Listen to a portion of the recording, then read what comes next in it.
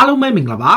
UK Matchday ရဲ့ Facebook နဲ့ YouTube Channel ကနေကြိုဆိုပါရစေဒီကနေ့ညရဲ့နောက်ဆုံးရအားကစားသတင်းတွေကိုကြည့်ရမယ်ဆိုရင်တော့ဒီ England Premier League မှာအရင်တော့က1990 91 92ကာလကအင်္ဂလန်ပထမတန်းဆိုတာကိုဖျက်သိမ်းပြီးတော့ Premier League ဆိုတဲ့ပုံစံကိုပြောင်းလဲခဲ့တာကျွန်တော်တို့ပြည်သက်တွေသိထားကြပါပါဆိုတော့ England Premier League ပြိုင်ပွဲကြီးကိုအခုလောလောဆယ်မှာနောက်ထပ်ပြိုင်ပွဲပုံစံအသစ်နဲ့ပြန်ပြီးကျင်းပဖို့အတွက်ထိပ်တန်းကလပ်တွေကစပြီးတော့ကြိုးပမ်းနေပါတယ်အဓိကက Manchester United နဲ့ Liverpool အသင်းကစပြီးတော့ Premier League ပြိုင်ပွဲမှာအရင်လိုပုံစံမျိုးပြိုင်ပွဲကိုစိတ်ဝင်စားမှုရှိအောင်ပို့လုပ်လာတယ်ဟိုတုန်းကအသင်း22သင်းရှိတာကနေအသင်း20ပြောင်းခဲ့တယ်အခုဆိုရင် system ရ Project Big Picture ဆိုတဲ့ plan ထဲမှာဘာပါလဲဆိုတော့အသင်း18သင်းနဲ့သူ run မယ်ဒီ League ဖလားပြိုင်ပွဲတွေ Community Shield ပြိုင်ပွဲတွေကိုထုတ်မယ်ပြီးတော့မှအောက်က EFL ကလပ်တွေကိုကူညီမယ် FA ကိုလည်းသူတို့ဆုံးရှုံးသွားတဲ့အတိုင်းအတာတွေကိုသူတို့ရောကြီးပေးမယ်ဆိုပြီးတော့တန်းစင်တန်တက်ကိုလည်း18သင်းပဲလုပ်ပြီးတော့မှ2သင်းဆင်းပြီးတော့နောက်ဆုံးတစ်သင်းကတော့ဒီ playoff ပုံစံနဲ့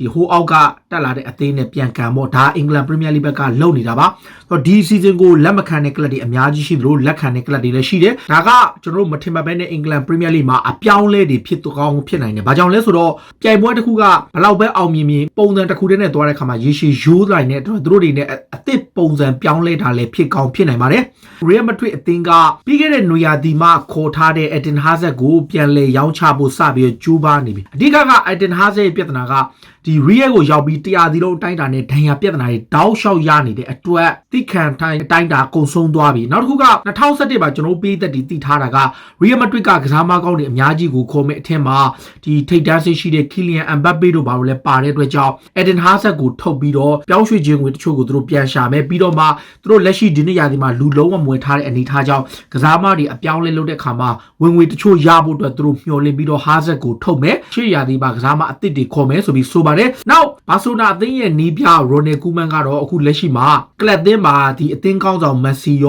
ာလူးဝစ်ဆွာရက်စ်တို့နှစ်ယောက်လုံးနဲ့သူပြဿနာတက်ခဲ့တာမဟုတ်ဘူးသူတို့ကစားမတွေနဲ့ဘာပြဿနာမှမတက်ခဲ့ဘူးလို့ပြောထားတယ်ဆွာရက်စ်ကအပြောင်းရွှေ့မှာဘာဆိုနာကပြုမှုခဲ့တဲ့အပြုမှုတွေနောက်မက်ဆီနဲ့ပြောင်းရွှေ့ဖို့ဖြစ်လာခဲ့မှုကိုဒီအကုန်လုံးကလည်းဒီရိုနယ်ကူမန်ကစခဲ့တယ်ဆိုတဲ့အကြောင်းအရာတွေဖြစ်ခဲ့တဲ့အပေါ်သူကတော့ညှင်းဆန်ပယ်ချထားပြီးတော့သူ့အနေနဲ့အသင်းကောင်းဆောင်မက်ဆီမာရောအက်တလက်တီကိုပြောင်းသွားတဲ့လူးဝစ်ဆွာရက်စ်နဲ့ဘာပြဿနာမှမရှိဘူးလို့ပြောထားပါတယ်။နောက်မနေ့ကျကတော့ Nation League ပြိုင်ပွဲရဲ့စိတ်ဝင်စားစရာပွဲတွေအများကြီးကန်ခဲ့တယ်။တကယ်ပွဲကြီးပွဲကောင်းနေတဲ့မှာအင်္ဂလန်ကဘယ်လ်ဂျီယံကိုနိုင်တဲ့ပွဲလဲပါတယ်။ဒါပေမဲ့အဲ့ထဲမှာစူပါစတာဖြစ်ကြိုကြားလာသူကနော်ဝေးရဲ့လူငယ်တိုက်စစ်မှုလေးဟာလန်ပါ။ရိုမေးနီးယားနဲ့ကစားတဲ့ပွဲမှာသူ3ဂိုးထိဟတ်ထရစ်သွင်းနိုင်ခဲ့တာပါ။တကယ်နေလားငါလားကစားရတဲ့ဟိုတနေ့ကဆာဘီယာနဲ့ပွဲမှာတော့သူတို့ရှုံးသွားခဲ့တာကနော်ဝေးပြည်သက်တွေအတွက်ကြေကွဲစရာအခုတည်းဒီနာကျင်နေတော့မှဖြစ်ပေမဲ့အနာဂတ်တိုက်စစ်မှုလေးဟာလန်ကတော့နိုင်ငံလေယူစေတဲ့အတွက်6ပွဲမှာ6ဂိုးသွင်းထားနိုင်ပြီးခြေစွမ်းပြထားတယ်ပြည်သစ်ကယူရိုချန်ပီယံ Nation League ရဲ့ချန်ပီယံပေါ်တူဂီနဲ့ဂိုးမရှိသေးကြသွားတဲ့ဘက်မှာ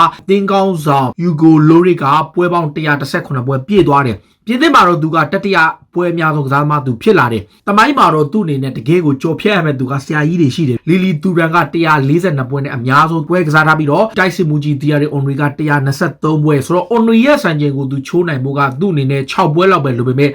သူရန်ရဲ့စံချိန်ကိုချိုးနိုင်ဖို့ကတော်တော်ကိုကစားရအောင်မနေထားပါအခုကျွန်တော်တို့အပြောင်းရွှေ့ဈေးကွက်မှာအလွတ်ပြောင်းရွှေ့ကြီးဆိုတိုင်းအရန်ကိုနာမည်ကြီးလာလို့ရှိရင်ခေါ်ယူနိုင်တဲ့အသင်းတစ်သင်းရှိတယ် Juventus အသင်းပဲအခုလောလောဆယ်မှာ Juventus က Bayern Munich ကလာမယ့်ရာသီကုန်မှာအလွတ်ပြောင်းရွှေ့ကြီးနဲ့ထွက်ခွာတော့မဲ့အာလာဘာကိုခေါ်ဖို့ကြိုးပမ်းမှုကသူတို့အနေနဲ့ခေါ်ယူဖို့သဘောတူညီမှုရထားတယ်လို့ပြောထားတယ်အီတလီသတင်းစာမခိုင်တို့ရဲ့ဖော်ပြချက်အရ Juventus အသင်းတာဝန်ရှိသူတွေအထူးသဖြင့်အားကစားဒရိုက်တာကအာလာဘာရဲ့ agent ဖြစ်သူကိုဆွေးနွေးပြီးတော့ငါတို့ pre contract ချုပ်မယ် January မှာဒီလောက်လောက်ခါလာစားနဲ့ငါတို့တင်းရဲ့ project ကိုမင်းစိတ်ဝင်စားလားဘာလားဆိုပြောတဲ့အခါမှာအာလာဘာကိုတိုင်ရွေးချယ်ပြီးတော့ Juventus ကိုအလွတ်ပြောင်းရွှေ့ခြင်းနဲ့ပြောင်းမယ်ဆိုပြီးတော့သတင်းထွက်ခဲ့တာပါဆိုတော့တကယ်လို့ဒါဒီဒေးမှန်ကန်လို့ရှိရင်တော့ Juventus ကနောက်ထပ်ကိုလေးစားစရာကောင်းတာပါအလွတ်ပြောင်းရွှေ့ခြင်းတိုင်းမှာသူတို့ကြီးပဲခေါ်နိုင်တာကတော်တော်လေးကိုသဘောကျဖို့ကောင်းတယ်ဗျဒီ West Ham တင်းကလည်း Championship Club ဘိုးမောက်အသင်းရဲ့တိုက်စစ်မှု Joshua King ကိုခေါ်ဖို့လုပ်တယ်ပြောင်းရွှေ့ခြင်းကိုသူတို့73တန်းပေးထားတဲ့အခါမှာ West Ham ဘက်ကကန်လန့်မှုဟိုဘက်ကညှင်းဆန်ပယ်ချထားတယ်အဓိကJoshua King ရှိကနေသူတို့ကအ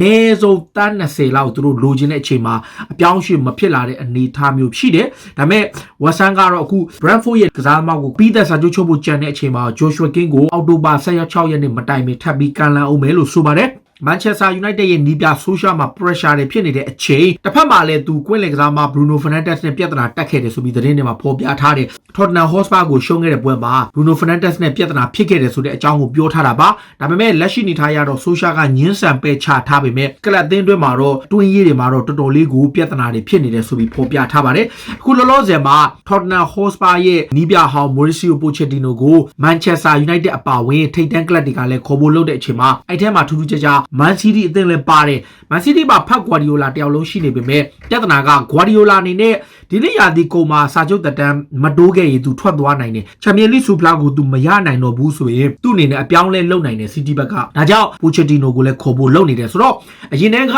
City ရဲ့အသင်းပိုင်ရှင်တွေကိုယ်တိုင်က Pochettino ရဲ့ fan ဖြစ်တဲ့အတွက်ကြောင့် United နဲ့ City ကအပြိုင်ကျိုးပန်းရပွဲရှိပါတယ် Manchester City အသင်းကတော့ Eric Garcia ကို January ကာလမှာလည်းရောင်းချမှာမဟုတ်ဘူးလို့ကြေညာလိုက်တယ်အဓိကပြောချင်တာက Eric Garcia က Barcelona အသင်းကမ်းလှမ်းတဲ့ပေါင်73တန်းတက်မကတန်ကြီးရှိသူဖြစ်တဲ့အတွက်ကြောင့်နွေရာသီမှာသူ့ကိုအလွတ်ပြောင်းရွှေ့ခြင်းနဲ့ထွက်ခွာခွင့်ပေးမယ်ဒါပေမဲ့ Barcelona အသင်းကိုတော့အဲ့ကြီးနဲ့လုံးဝရောင်းချသွားမှာမဟုတ်ဘူးလို့ကြေညာလိုက်တာပါနောက် Inter Milan အသင်းရဲ့နီးပြ Antonio Conte က Man City ရဲ့တိုက်စစ်မှုစာချုပ်အကွဲတို့ကိုခေါ်ခြင်းနဲ့အဓိက Lautaro Martinez နဲ့ Lukaku ရဲ့အတွဲကသူတို့အတွက်အရေးပါတဲ့သူဖြစ်ပေမဲ့လာမယ့်ရာသီမှာ Martinez ကိုသူတို့ဆုံးရှုံးသွားနိုင်တဲ့အတွက်ကြောင့်သူ့ရဲ့နေရာမှာအစားထိုးဖို့ရောနောက် Inter Milan ကလည်းအသက်ကြီးတဲ့ကစားမတွေဆိုသဘောကျတယ်လာမယ့်ရာသီမှာ33ထိရှိသွားနိုင်တဲ့ Sergio Aguero ကို Antonio Conte က replacement လုပ်တဲ့အနေနဲ့သူခေါ်ခြင်းနဲ့လက်ရှိနေထားရ Man City ကလည်း Haaland ကိုလိုက်နေတဲ့အချိန်မှာ Aguero ရဲ့အပြောင်းရွှေ့လည်းဖြစ်ကောင်းဖြစ်နိုင်လို့ Inter Milan ဘက်ကတော့ Conte ကအရခေါ်ယူပေးဖို့ကလပ်အသင်းကို request လုပ်ထားပြီးတောင်းဆိုထားပါတယ်နောက် Chelsea အသင်းကနောက်ခံကစားမတွေဖြစ်ကြတဲ့ Marcos Alonso နဲ့တစ်ဖက်က Emerson တို့နှစ်ယောက်ကနွေရာသီအပြောင်းရွှေ့ကာလမှာ Juventus ကိုရောက်ဖို့အရန်ကိုနီးစပ်ခဲ့တယ်အားလုံး okay ပြီးတော့မှ Alonso ပဲဖြစ်ဖြစ် Emerson ပဲဖြစ်ဖြစ်တယောက်ယောက်တေချာပေါက်ရောက်ခဏီမှာကစားမတွေကိုအပီးသက်ထွက်တရားဒီအငှားနဲ့အရင်ခေါ်မယ်ပြီးတော့မှစာချုပ်ချုပ်ပြီးတော့အပီးသက်ကိုနောက်ရာသီမှာခေါ်မယ်ဆိုတဲ့သဘောတူညီမှုနဲ့ကမ်းလှမ်းတာဒါပေမဲ့ဒီ Chelsea ဘက်ကအပီးသက်ရောင်းချခြင်းနဲ့ပုံစံကိုပဲလုပ်တယ်လက်ရှိနေထားရဘန်ချေးဝဲရှိနေပြီဖြစ်တဲ့အတွက်ကြောင့်လိုအပ်ရင် escalator ပါကစားနိုင်တဲ့အတွက်ကြောင့်ဘယ်နောက်ခံလို့ညကိုသူထုတ်ချင်တဲ့အနေအထားမျိုးမှာဒါ Chelsea ဘက်ကသူတို့ကစားမနှစ်ယောက်မထုတ်လိုက်ရတဲ့ပုံကိုသူတို့စိတ်ပြက်လျက်ရှိနေပါတယ်ဒီချိန်ထဲမှာ Chelsea အသင်းရဲ့တောင်ပန်ကစားမ Christian Pulisic ကဒီနေ့ရာသီမှာသူတို့အသင်းအနေနဲ့စူဖလားတွေကိုဘိုးဆွဲနိုင်တဲ့ရှိတယ်အဓိကသူတို့မှာတောင်တင်းတဲ့လူစီရှိတဲ့ကြောင့်သူတို့အတွက်ချန်ပီယံစူဖလားရနိုင်ဖို့အခွင့်အရေးရှိတယ်လို့ပြောထားပါတယ်ချန်ပီယံလိကအပါအဝင်ပရီးမီးယားလိနဲ့စူဖလားတွေအားလုံးကိုဘိုးဆွဲနိုင်စွမ်းရှိတယ်လို့သူကတော့ပြောထားတာဒါပေမဲ့ကျွန်တော်ထင်တော့ပရီးမီးယားလိကတော့မတွေ့ဘူး FA Cup ဆိုရင်တော့သူတို့အနေနဲ့မျှော်လင့်လို့ရတယ်မေဂျာစူဖလားတစ်ခုကိုသူတို့ရအောင်လိုချင်တယ်ဆိုပြီးပြောထားတာပါ Chelsea ရဲ့တိုက်စစ်မှု Olivier Giroud ကတော့သူ့ရဲ့အနာဂတ်နဲ့ Chelsea မှာသူ့ရဲ့ position ကိုသူပြန်စဉ်းစားနေတယ်အဓိက Tammy Abraham ရော Timo Werner ရဲ့အနောက်မှာ that choice striker ဖြစ်ရှိတဲ့အခါမှာ Euro 2020ပေါ့2021ခုနှစ်မှာကျင်းပမယ် Euro 2020ပြိုင်ပွဲရဲ့ပြင်သစ်အသင်းမှာပါဝင်ခွင့်မရမှာကိုသူစိုးရိမ်နေတဲ့ကြောင့်သူ့ရဲ့အနာဂတ်ကိုပြန်လည်စဉ်းစားနေတယ်လို့ဆိုတာပါနောက်တစ်ခုကတော့ Arsenal အသင်းရဲ့ကွင်းလယ်ကစားမ Mesut Ozil ကိုနောက်ထပ်အရှိလက်ပိုင်းကကမ်းလှမ်းမှုတစ်ခုထပ်ပြီးပြုလုပ်လာတယ်ပြီးခဲ့တဲ့ရက်ပိုင်းကတော့ Saudi ကကမ်းလှမ်းခဲ့ပေမဲ့အခု Al-Nassr ဆိုတဲ့အသင်းက Ozil ကိုသူ့ရဲ့လောက်ခလာစာပေါင်3သိန်းခွဲလေးပေးမယ်ပြောင်းရွှေ့ခြင်းကိုပါ9သန်းထိပေးမယ်လို့ပြောထားတယ်ဒါပေမဲ့32နှစ်ရွယ်ရှိတဲ့ Arsenal ကွင်းလယ်ကစားမကတော့အဲ့ဒီပြောင်းရွှေ့ကမ်းလှမ်းမှုကိုသူပယ်ချပြီးတော့မြောက်လန်ဒန်မှာနောက်ဆုံးတရားသည်ဆက်ရှိဖို့လိုချင်တဲ့အာဆနယ်သင်းကလည်း January ကာလမှာ Ozil ကိုရောင်းချနိုင်ဖို့အတွက်သူ့ရဲ့စာချုပ်ကိုပြန်လဲဆွေးနွေးပြီးတော့အဆုံးသတ်ဖို့ကြိုးပမ်းနေတယ်ဆိုတော့ Ozil နဲ့ Arsenal ကြားမှာလည်းပြဿနာတွေကမပြီးသေးဘူးဖြစ်နေတယ်ဗျာ Tottenham Hotspur မှာအရင်တော့ကမှတ်မိလား David Ginola အရင်တော့က Newcastle မှာလည်းကစားခဲ့မှုတဲ့ David Ginola ဟာ Spurs မှာလည်းတော်တော်လေးအောင်မြင်ခဲ့တယ် David Ginola ကဘာလဲဆိုတော့ Arsenal သင်းရဲ့ Ozil ရဲ့ situation မှာကလပ်သင်းနေနဲ့ Hudson Award ကိုဒါ January ကာလပဲဖြစ်ဖြစ်လာမယ့်နွေရာသီမှာသာခေါ်နိုင်လို့ရှိရင်အားလုံးပြေလည်သွားမယ်လို့ပြောထားတယ် Hudson Award ရဲ့အတွေ့အကြုံသူ့ရဲ့ကစားပုံ type Mikel Arteta ရဲ့ကစားကွက်မှာတေချာပေါက်စုဖြစ်မဲ့ကစားမဖြစ်တယ်ဆိုပြီးတော့ Spurs သင်းရဲ့ကစားမဟောင်းဖြစ်တဲ့ David Ginola ကပြောခဲ့တာပါ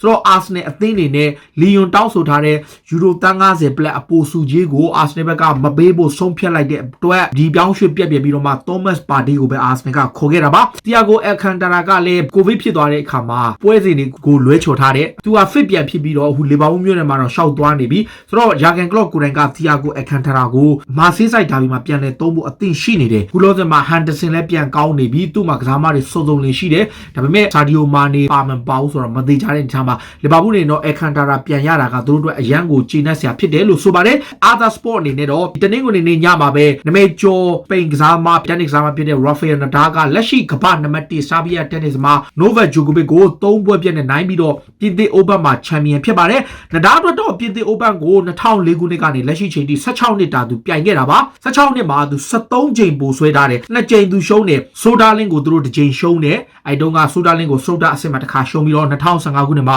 Novak Djokovic ကိုတစ်ချိန်ရှုံးတယ်။ injury ဖြစ်လို့တစ်ချိန်ဝင်မပါဘူး။သူမပါတဲ့3ချိန်မှာ Stan Wawrinka တစ်ချိန်ပိုဆွဲတယ်။ပြီးတော့မှ Roger Federer တစ်ချိန်ပိုဆွဲတယ်။ Djokovic တစ်ချိန်ပိုဆွဲတယ်။အဲ့ဒီ16ချိန်မှာ Rafael Nadal က73ချိန်ပိုဆွဲတာနော်73ချိန်ဆိုတော့တော်တော်ကိုများတယ်ဒါကြောင့် Rafael Nadal က Novak Djokovic ကို6-3 6-2 9နဲ့နိုင်လို့ပြင်သစ် Open မှာ73ချိန်ပိုဆွဲခဲ့ပြီးနောက်သူဟာအကြိမ်20မြောက် Grand Slam Champion ဖြစ်လာတယ်ဆိုတော့အကြိမ်အများဆုံးရထားတဲ့ Roger Federer နဲ့တွားတူလိုက်တယ်34နှစ်ရှိတဲ့ Rafael Nadal 39နှစ်ထဲဝင်လာတဲ့ Roger Federer တို့ရဲ့အကြိမ်20နဲ့33နှစ်ရှိတဲ့ Novak Djokovic က18ချိန်နဲ့ Grand Slam 3ခုအကွာနဲ့စောင့်နေပါတယ် Tennis ပြိုင်ပွဲကလည်းအမှန်တမ်းပြောရင်ကျွန်တော်တို့ G3G Big 3လို့ခေါ်တဲ့ဒီ G3G ကပဲအစင်ဆက်ဘိုးဆွဲလာတာပါဟိုးတုန်းကတော့ Big 4ဆိုပြီးတော့ Andy Murray ပါခဲ့ပေမဲ့နောက်ပိုင်းမှာ Andy Murray ကကြောတိုင်ရနဲ့အနားယူရမလို့ဖြစ်ခဲ့ပြီးတော့မှလုံးဝကိုသူပုံမှန်လက်ဆွမ်းမရတော့ဒီ Big 3ကိုပဲကျွန်တော်တို့တွေ့နေရတာပါဆိုတော့ကစားမဘွားအဆုံးသတ်တဲ့အခါမှာ Grand Slam များအဆုံး Champion ဖြစ်မဲ့သူက Djokovic လား Nadal လား Federer လားကိုမမှာတစ်ချက်မှတ်ချက်ပေးရေးသားကြပါလို့ပြောရင်လည်း